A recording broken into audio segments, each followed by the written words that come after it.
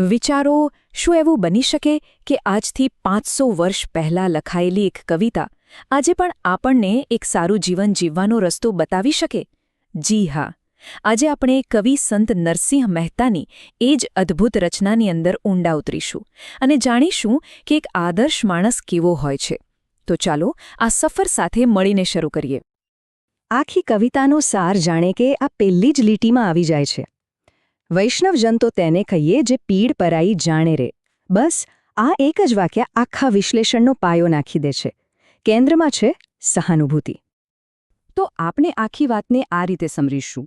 પહેલાં તો એ જોઈશું કે વૈષ્ણવજન એટલે કોણ, પછી બીજાના દુઃખને સમજવાની વાત કરીશું, વાણી અને કર્મની શુદ્ધતાનું મહત્વ જાણીશું, દુન્યવી મોહમાયાથી ઉપર કેવી રીતે ઉઠાય એ સમજીશું અને છેલ્લે એક સારા માણસની સમાજ પર કેવી અસર પડે છે એના પર નજર કરીશું. તો ચાલો સીધા પહેલા વિભાગમાં જઈએ. આખરે આ વૈષ્ણવજન છે કોણ? અહીં આપણે એ સમજવાનો પ્રયત્ન કરીશું કે નરસિંહ મહેતાએ આ જૂના શબ્દને એક નવો જ અર્થ કેવી રીતે આપ્યો. જો આપણે ફક્ત શબ્દનો અર્થ જોઈએ તો વૈષ્ણવજન એટલે ભગવાન વિષ્ણુના ભક્ત અથવા એમના અનુયાયી. આ એની એકદમ સામાન્ય શાબ્દિક વ્યાખ્યા છે. પણ નરસિંહ મહેતા આ વ્યાખ્યાને બહુ જ વિસ્તૃત કરી દે છે. એમના માટે વૈષ્ણવજન હોવું એ કોઈ ધર્મ કે સંપ્રદાય પૂરતું સીમિત નથી. ના, એમના માટે તો આ એક સાર્વત્રિક આદર્શ છે, જેની ઓળખ ધાર્મિક ક્રિયાઓથી નહીં પણ એના ચારિત્ર્ય અને કરુણાથી થાય છે. હવે આપણે બીજા વિભાગ તરફ આગળ વધીએ, જે છે બીજાના દુઃખને અનુભવવું. ખરું કહું તો આ જ એક વૈષ્ણવજનના ચારિત્ર્યનો સૌથી મજબૂત પાયો છે. તો આ સાચી કરુણાનો રસ્તો છે કેવો? કવિતા એને 3 સ્ટેપમાં બહુ સરસ રીતે સમજાવે છે. સૌથી પહેલું પગલું, બીજાની પીડાને પોતાની સમજવી, જાણે કે એ દુઃખ આપણું જ હોય. પછી બીજું, ખાલી અનુભવવું જ નહીં પણ એ દુઃખ દૂર કરવા માટે આગળ આવીને મદદ કરવી. અને હવે આવે છે સૌથી અગત્યની વાત, ત્રીજું પગલું, જે પણ મદદ કરી એનો સહેજ પણ જરાક પણ અભિમાન મનમાં ન આવવો જોઈએ, કારણ કે જો એ નમ્રતા ન હોય ને તો કરુણાનું એ કામ અધૂરું જ ગણા. ચાલો હવે વાત કરીએ ત્રીજા વિભાગની, વાણી અને કર્મમાં શુદ્ધતા. અત્યાર સુધી આપણે બાહ્ય કર્મોની વાત કરી. હવે આપણે વ્યક્તિના આંતરિક ચારિત્ર્યના ઊંડાણમાં ઉતરીશું. અહીં એક બહુ જ મહત્વનો વિચાર આવે છે, વાંચ, કાચ, મન. આનો મતલબ શું?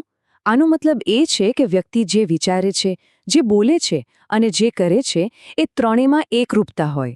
એના મનમાં, વાણીમાં અને કાર્યોમાં કોઈ જ ફેર ન હોય, એકદમ શુદ્ધ અને પારદર્શક.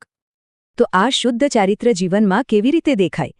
કવિતા સ્પષ્ટપણે કહે છે, એ વ્યક્તિ સૌને માન આપે છે, સૌની સામે નમે છે, કોઈની પીઠ પાછળ બુરાઈ નથી કરતો, દરેક પર સ્ત્રીને માતાની નજરે જુએ છે, જીવનમાં ક્યારેય ખોટું નથી બોલતો અને પારકા ધનને તો હાથ પણ નથી લગાડતો. આ છે મજબૂત ચારિત્ર્યના પાયા.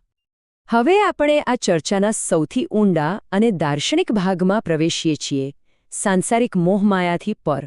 આનો અર્થ છે કે દુનિયાની વસ્તુઓ અને ઈચ્છાઓથી અળગા રહીને જીવવું. પણ એક સવાલ મનમાં જરૂર આવે, ખરું ને, કે એવી તો કઈ વસ્તુઓ છે જે આપણને આ આદર્શ બનતા રોકે છે? ચાલો એનો જવાબ શોધીએ. જવાબ છે આપણી આસક્તિઓ. એક વૈષ્ણવજન એ છે જેણે મોહમાયા એટલે કે દુનિયાના ખોટા આકર્ષણો, લોભ લાલચ, છળકપટ, કામ અને ક્રોધ આ બધા દુર્ગુણો પર કાબૂ મેળવી લીધો હોય છે. એણે આ બધા પર વિજય પ્રાપ્ત કર્યો હોય છે. આ વાતને સમજાવવા માટે કવિતામાં એક અદ્ભુત રૂપક વપરાયું છે, જલકમલવત.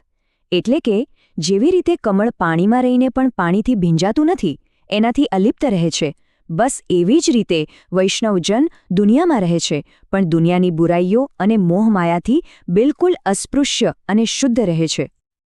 અને હવે આપણે આવી પહોંચ્યા છીએ આપણા છેલ્લા વિભાગમાં. એક સદ્ગુણી વ્યક્તિનું જીવન માત્ર એના પૂરતું સીમિત નથી રહેતું, એની સમાજ પર, દુનિયા પર કેવી ગહેન અસર પડે છે. ચાલો એ જોઈએ. 71. આ સ્ક્રીન પર દેખાતો આંકડો આ માત્ર એક નંબર નથી. આની પાછળ એક બહુ મોટો અને ગહન અર્થ છુપાયેલો છે. તો આ 71નો આંકડો, એનું મહત્વ શું છે? સાંભળીને કદાચ નવાઈ લાગશે, પણ કહેવાય છે કે એક સાચા વૈષ્ણવજનના ફક્ત દર્શન માત્રથી, એમનામાં એટલી તાકાત હોય છે કે એમના પરિવારની 71 પેઢીઓનો ઉદ્ધાર થઈ જાય. વિચારો, ફક્ત એક જ સદ્ગુણી જીવનનો પ્રભાવ કેટલો બધો વિસ્તરેલો હોઈ શકે છે.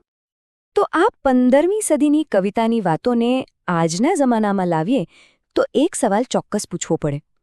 આજની આ ભાગદોડવાળી અને ઘોંઘાટભરી દુનિયામાં આ કવિતામાં બતાવેલા જે શાંત સદ્ગુણો છે, જેમ કે કરુણા, નમ્રતા, સચ્ચાઈ, એમાંથી કયો ગુણ આજે આપણા માટે સૌથી વધુ જરૂરી છે?